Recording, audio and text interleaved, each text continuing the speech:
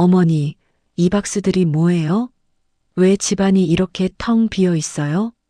이사 가려고 짐 쌌지. 어머니, 무슨 말씀하시는 거예요? 우리가 여행 간 사이에 갑자기 무슨 말씀이세요? 무슨 말씀이라니? 내가 이 집 팔았어. 뭐라고요? 집을 팔았다고요? 어머니, 저희 어떻게 하라고요? 알아서 하거라. 그동안 나한테 한 것처럼. 그 말이 입 밖으로 나가는 순간 거실 공기가 얼어붙는 게 느껴졌어요. 여행 가방 손잡이를 쥔 며느리 손이 굳고 아들은 소파 끝에 걸터 앉은 채 말도 못하고 눈만 깜빡였죠. 손주들은 무슨 일이 벌어진 건지 몰라서 제 얼굴과 엄마 얼굴을 번갈아 바라보기만 했고요. 여러분, 제가 왜 이런 선택을 하게 됐는지 궁금하시죠? 그런데 이야기 시작하기 전에 혹시 구독과 좋아요 눌러주셨나요? 여러분의 작은 관심 하나하나가 제게는 정말 큰 힘이 되거든요. 안녕하세요. 저는 인천에 사는 74살 김명자예요. 평생 남의 집 밥하고 청소하고 빨래하며 살았고 그렇게 번 돈으로 아들 하나 키웠어요. 그리고 결국은 제가 번 돈으로 산 집까지 남의 집처럼 살게 됐죠. 사람들이 그러잖아요. 늙으면 자식이 효도한다. 그래도 가족이 제일이다. 저도 그렇게 믿었어요. 믿고 싶었어요. 그런데 제 인생은 그 말이 얼마나 허무한지 매일 확인하는 시간이었어요. 시계 톱니바퀴 같은 20년. 사실 저도 처음엔 평범한 할머니였어요. 아들이 결혼하고 며느리가 들어오고 손주들이 생기고 그때까지만 해도 저는 그래도 이게 가족이지 하면서 행복하다고 착각하며 살았거든요. 제 하루는 마치 시계 톱니바퀴처럼 똑같았어요. 새벽 5시 30분. 알람도 필요 없이 눈이 떠져요. 눈이 떠지는 게 아니라 몸이 먼저 일어나요. 일어나야 한다는 의무감이 뼛속에 박혀 있었거든요. 먼저 손주들 도시락을 싸고 아침밥을 차려놓고 빨래를 돌리고 구석구석 청소하고 식탁 위는 늘 반짝여야 했고 현관은 먼지 하나 없어야 했고 아이들 양말은 한 켤레도 빠짐없이 정리돼 있어야 했어요. 그리고 저녁 5시까지는 남의 집으로 가서 가사도우미 일을 하고 집에 돌아오면 다시 우리 집 밥을 준비했어요. 저녁밥만 준비하는 게 아니죠. 반찬, 국, 과일, 아이들 간식까지. 하루하루가 전쟁 같았어요. 처음엔 손주들이 할머니 고마워요 하면서 폭 안겨줄 때마다 가슴이 터질 것처럼 뿌듯했어요.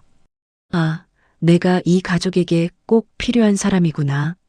내 존재가 이렇게 소중하구나. 그렇게 생각했거든요. 그런데 시간이 지나면서 깨달았어요. 필요하다는 말이 사랑은 아니라는 걸요. 필요한 건 언제든 쓰고 필요 없으면 버릴 수도 있는 거잖아요. 그게 가족이면 안 되는데 나는 서서히 그렇게 되어가고 있었어요. 며느리의 지시, 나는 가족이 아니었다. 그런데 어느 순간부터 달라지기 시작했어요. 며느리가 저를 바라보는 눈빛이 달라졌고 말투가 달라졌어요. 마치 가족이 아니라 고용인을 대하듯 차가워졌죠. 어머니, 청소는 다 되셨나요? 오늘 제가 친구들 초대하는 날이라서요. 어머니, 저녁은 정확히 6시에 차려주세요. 애들 학원 시간 맞춰야 하거든요. 정확히 6시. 1분이라도 늦으면 안 된다는 뜻이었어요. 어머니, 빨래는 따로 분리해서 해주세요. 저희 옷이랑 섞이면 곤란해요. 그 말을 들었을 때 목구멍이 턱 막히더라고요. 한 집에 살면서 빨래도 따로 해야 한다니. 이상하죠? 저도 처음엔 요즘 젊은 사람들은 깔끔해서 그런가 보다 하고 넘기려고 했어요. 근데 그게 한두 번이 아니었어요. 빨래가 분리되고 식기도 분리되고 쓰레기통도 분리되고 심지어는 냉장고 앙칸도 분리됐어요. 아이들 요거트는 여기, 며느리 과일은 저기, 저는 제 것 넣을 자리도 마땅치 않더라고요. 저는 그때부터 이런 생각이 들기 시작했어요. 나는 이 집에서 가족이 맞나? 제가 모처럼 TV를 조금 틀어놓고 잠깐 쉬고 있으면 어머니, 아침에 너무 시끄러워요. 소리 좀 낮춰주세요. 아, 진짜 짜증나. 새벽부터 가족을 위해 분주하게 움직이고 잠깐 숨 고르고 있는 나에게 시끄럽다니. 그때 깨달았어요. 아, 내가 이 집에서 환영받지 못하는 존재구나. 마치 고용된 가정부 같더라고요. 아니요. 가정부한테도 이렇게 함부로 하진 않을 거예요. 가정부는 적어도 월급이라도 받고 퇴근 시간도 있고 휴일도 있잖아요. 그런데 저는 월급도 없고 퇴근도 없고 휴일도 없었어요. 더 서러운 건 제가 하는 일이 당연한 일이 되어버렸다는 거예요. 고마움은 사라지고 기준만 남았어요. 왜 이게 안 돼요? 왜 이게 늦어요? 왜 이게 부족해요? 그 말들이 매일매일 저를 깎아내렸어요. 39도 열에도 저녁은요? 그리고 허리 수술. 더 가슴 아팠던 건 어느 날 제가 감기 몸살로 온몸이 열이 올라 누워있을 때였어요. 제가 39도 열에 시달리며 숨도 제대로 못 쉬고 있는데 걱정하는 건 제 건강이 아니라 저녁 준비였어요. 어머니, 아프신 건 알겠는데 저녁은 어떻게 하실 거예요? 애들 먹을 거라도 간단히 해주실 수 있죠? 그 순간 눈물이 핑 돌았어요. 아내가 여기서 정말 사람 취급을 받고 있는 건가? 그날은 이불이 젖을 만큼 땀을 흘렸어요. 머리가 깨질 듯 아프고 몸은 납덩이처럼 무거운데 밥해야 한다는 생각이 먼저 들더라고요. 그게 더 슬펐어요. 내가 사람을 챙기는 게 아니라 내가 기능으로 살아온 세월이 몸에 배어 있었던 거죠. 그렇게 버티다 보니 허리가 완전히 망가졌어요. 매일 새벽부터 밤까지 쪼그리고 앉아 걸레질하고 무거운 세탁물과 청소용품을 들고 다니며 30년을 살다 보니 허리가 버틸 수가 없더라고요. 결국 의사 선생님이 그러셨어요. 할머니, 이건 수술해야 합니다. 그 말을 듣는데 무섭기도 했지만 한편으로는 이제는 못 버티겠다는 마음이 더 컸어요. 집에 와서 아들에게 말했죠. 아들아, 엄마 허리 수술해야 한대. 그때 아들이 뭐라고 했는지 아세요? 수술이요? 이번엔 얼마나 하세요? 일주일 정도래. 그 다음 말이 아직도 귀에 생생해요. 그럼 그 사이에 집안일은 어떻게 하죠? 저는 그 말을 듣고 마음 한쪽이 텅 비는 느낌이었어요. 아, 나는 엄마가 아니라 집안일 담당이었구나. 그게 너무 선명하게 느껴졌거든요. 병원에서 혼자였던 날, 퇴원 후 집안일부터 수술 당일 저는 혼자 병원에 갔어요. 수술복으로 갈아입고 수술실 앞에서 기다리는데 간호사가 안쓰러운 듯 물어보더라고요. 할머니, 보호자분은 안 오셨나요? 수술 후에 깨어나시면 곁에 꼭 누군가 있어야 하는데 저는 웃으면서 말했어요. 바빠서 못 와요. 괜찮아요. 혼자서도 잘할 수 있어요. 근데요, 여러분, 그 웃음이 얼마나 아픈 웃음인지 아세요? 괜찮다고 말하지 않으면 더 초라해질 것 같아서 그냥 제 입이 자동으로 그렇게 말해버린 거예요. 74년을 살면서 가장 무서운 순간을 혼자 견뎌야 한다는 게 그날은 정말 몸보다 마음이 더 아팠어요. 옆 병상 할머니는 어땠는지 아세요? 수술 전날부터 아들, 며느리, 손자, 손녀까지 돌아가면서 지켜주고 수술 끝나자마자 온 가족이 달려와서 어머니 괜찮으세요? 많이 아프시죠? 물 드릴까요? 하면서 걱정해 주더라고요. 저는 그 소리를 들으면서 하얀 커튼 뒤로 시선을 돌렸어요.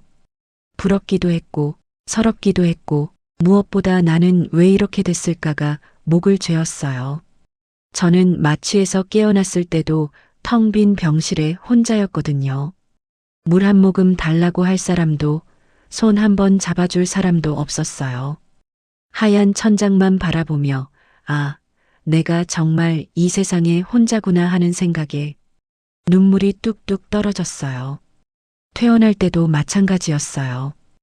허리가 아파서 제대로 걷지도 못하는 몸으로 택시 타고 혼자 집에 왔는데 현관에서 며느리가 저를 맞으며 제일 먼저 한 말이 뭔지 아세요? 어머니 수술 잘 되셨어요? 저희가 너무 바빠서 병문안도 못 갔어요.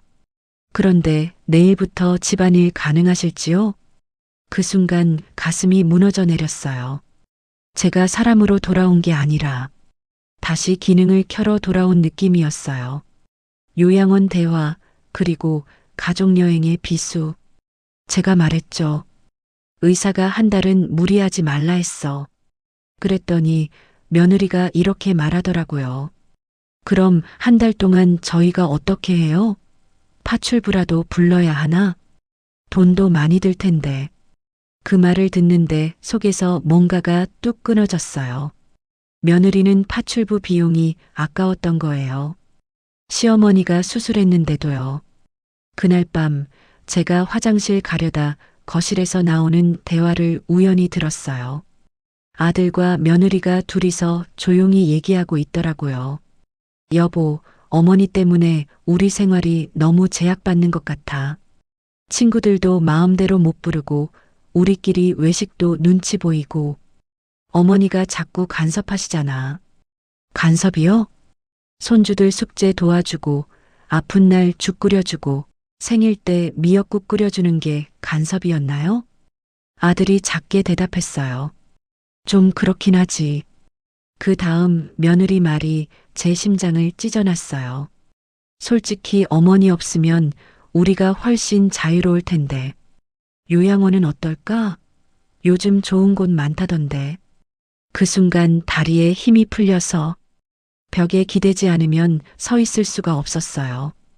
20년 동안 이 집을 위해 제 모든 걸 바쳤는데 저는 그들의 자유를 방해하는 짐이었던 거예요. 바로 그 다음 주였어요. 아들이 밝은 얼굴로 말하더라고요. 엄마, 우리 이번에 제주도 여행 가려고 해. 3박 4일. 마지막 희망을 품고 물어봤어요. 나도 같이 가는 거니? 그랬더니 아들이 이렇게 말했어요. 엄마는 집에서 편히 쉬세요. 저희끼리 가족 여행하려고요. 가족 여행. 그 두 단어가 가슴에 비수처럼 꽂혔어요. 그럼 나는 가족이 아닌 건가요? 20년 동안 같이 살았는데도 나는 가족이 아니었던 건가요? 그 순간 뭔가 딱 소리를 내며 부러지는 걸 느꼈어요. 아마 제 마음이었을 거예요. 문화센터의 따뜻함, 그리고 문서로 지키는 내 삶. 좋아. 가정부 취급하면서 요양원 보내려고 했지? 그럼 내가 먼저 이 집을 떠나줄게. 그런데 여러분, 제가 결심을 더 단단히 하게 만든 일이 하나 있었어요. 제가 그 무렵 동네 문화센터를 나가기 시작했거든요. 허리도 아프고 마음도 너무 답답해서요. 거기서 서예를 배웠어요. 처음엔 붓을 제대로 잡지도 못했어요. 손이 떨려서 잉크가 번지고 종이가 구겨지고. 그런데 그때 어떤 어르신이 조용히 제 옆에 앉아서 이렇게 말하더라고요. 천천히 하세요. 여기는 잘하는 사람이 오는 곳이 아니라 견디는 사람이 쉬어가는 곳이에요. 그 한마디에 눈물이 날 뻔했어요. 그 집에서는 누구도 제게 그런 말을 해준 적이 없었거든요. 그 어르신은 혼자 사는 분이었어요. 나중에 알았지만 동네에서는 꽤 자산가로 알려진 분이더라고요. 하지만 저는 돈이 중요한 게 아니었어요.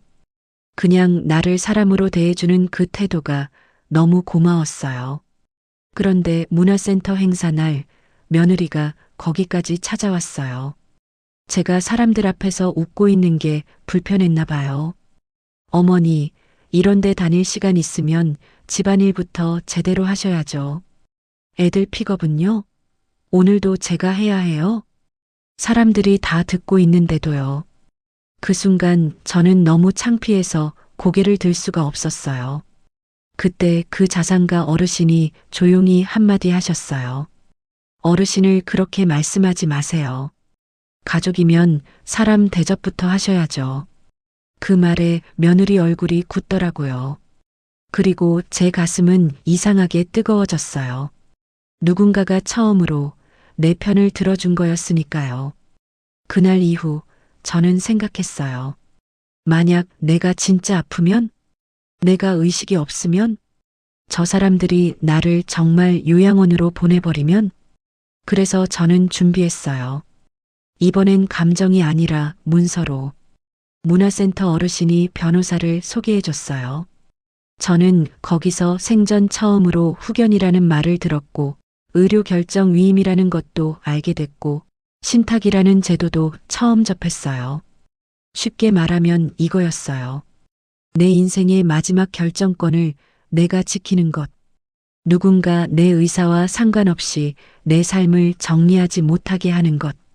그 서류를 하나씩 준비할수록 제 마음도 하나씩 정리되더라고요. 나는 더 이상 끌려가지 않는다. 그게 제 안에서 단단해졌어요. 제 집이에요. 그렇게 서류를 준비해 놓고 저는 그 다음날 부동산에 전화했어요. 집을 팔고 싶은데요. 32평 아파트요. 금매로 내놓고 싶어요. 부동산에서 물었어요. 가족분들은 아시나요? 저는 떨리는 손으로 그러나 단호하게 말했어요. 제 집이에요.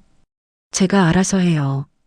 그 말 한마디를 하는데 74년을 살면서 처음으로 숨이 쉬어지는 것 같더라고요. 나도 내 인생을 결정할 수 있구나. 다행히 집은 빨리 팔렸어요. 재건축 얘기가 있어 찾는 사람이 많다더라고요. 계약금 받고 일주일 뒤 잔금 치르기로 했어요. 저는 그 사이 조용히 짐을 싸기 시작했어요. 친구에게 전화했죠. 나 이사 갈 거야. 혼자 살아보려고. 친구는 제 목소리만 듣고도 알아차리더라고요. 무슨 일 있었지? 그래서 다 말했어요. 내가 어떤 마음으로 살았는지, 얼마나 서러웠는지. 그리고 드디어 가족이 여행에서 돌아오는 날이 왔어요. 현관문이 열리고 아이들이 소리쳤어요. 할머니, 우리 왔어요. 여행 진짜 재밌었어요. 그 목소리를 듣는데도 이상하게 마음이 흔들리지 않았어요. 이미 돌아갈 곳이 아니라는 걸 알았으니까요. 며느리가 거실을 둘러보더니 묻더라고요. 어머니, 이 박스들이 뭐예요? 집이 왜 이렇게 텅 비어 있어요? 저는 조용히 말했어요. 이사 가려고 짐 쌌지. 이사요? 어디로요? 내일 아침에 이사차 와. 그때 아들과 며느리 얼굴이 창백해졌어요. 어머니, 무슨 말씀이세요? 우리가 여행 간 사이에 갑자기. 저는 그 말을 끊었어요. 무슨 말씀이긴. 내가 이 집 팔았어. 뭐라고요? 집을 팔았다고요? 그때 아들이 소파에 주저앉았어요. 며느리가 다급하게 말했죠. 어머니, 저희 어떻게 하라고요? 저는 웃지도 울지도 않고 딱 한마디 했어요. 알아서 하거라. 그동안 나한테 한 것처럼. 그리고 그 자리에서 제가 30년 동안 쌓아온 말을 꺼냈어요. 청소, 빨래, 저녁 6시 정각, 병원에서 혼자였던 날, 요양원 이야기. 하나하나 꺼낼 때마다 그들의 표정이 굳어갔어요. 아들이 작은 목소리로 말했어요. 엄마, 우리도 감사하게 생각했어. 저는 묻고 싶었어요. 감사했다면 왜 그렇게 살았냐고. 그리고 마지막으로 저는 봉투 하나를 꺼냈어요. 그 서류 봉투요. 이거 봐라. 이제 내 의료 결정도, 내 노후도, 내 의사대로 간다. 누구 마음대로 나를 요양원에 넣을 수도 없고 내 돈을 계산할 수도 없다. 며느리의 눈빛이 바뀌는 걸 저는 그때 확실히 봤어요. 분노가 아니라 계산이 깨진 얼굴. 그 얼굴을 보는데 오히려 제가 더 단단해지더라고요. 그날 밤 정말 오랜만에 깊이 잠들었어요. 20년 동안 쌓였던 모든 걸 쏟아낸 후라서 마음이 이상하게 후련하고 편안했거든요. 이사 당일 아침 새벽 5시에 눈이 떠졌어요. 몸에 밴 습관이었죠. 그런데 오늘은 아무도 챙길 필요가 없었어요. 평생 처음으로 제가 하고 싶은 것만 하는 아침이었어요. 천천히 커피를 마시면서 생각했어요. 내가 이런 여유를 누릴 자격이 없었던 게 아니었구나. 그냥 내가 너무 오래 참았던 거였구나. 이사짐 센터가 왔고 제 짐은 생각보다 빨리 끝났어요.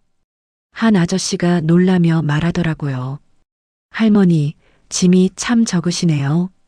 그 말을 듣는 순간 가슴이 아팠어요. 정말 나를 위해서는 아무것도 사지 않고 살았구나 싶어서요. 내가 가진 것들이 결국 남을 위한 것뿐이었구나. 차에 올라타며 뒤를 돌아봤어요. 30년 동안 살던 집이 점점 작아져 갔어요. 그런데 이상하게도 아쉽지 않았어요. 오히려 감옥에서 나온 것처럼 홀가분했어요. 지금 저는 바다가 보이는 작은 집에서 살아요. 아침에는 산책하고 시장에 가서 내가 먹고 싶은 걸 사고 사람들과 인사를 나누며 살아요. 가끔 아들이 찾아와요. 엄마, 이제야 엄마 마음을 조금 알 것 같아. 그 말을 들으면 마음이 복잡하지만 저는 예전처럼 흔들리지 않아요. 저는 이제 분명히 말할 수 있거든요. 나는 다시 돌아가지 않는다. 나는 내 삶을 살 거다. 여러분, 혹시 비슷한 경험이 있으신가요? 가족이라는 이름으로 참고만 살아온 적 있으신가요? 그렇다면 댓글로 이야기해 주세요. 우리 서로 응원해 줄 수 있잖아요. 그리고 구독과 좋아요도 잊지 않으셨죠? 여러분의 작은 관심이 저처럼 용기가 필요한 누군가에게 큰 힘이 될 수 있어요. 오늘도 제 이야기를 끝까지 들어주셔서 고마워요. 여러분 모두 행복하세요. 그럼 다음 이야기에서 또 만나요. 안녕히 계세요.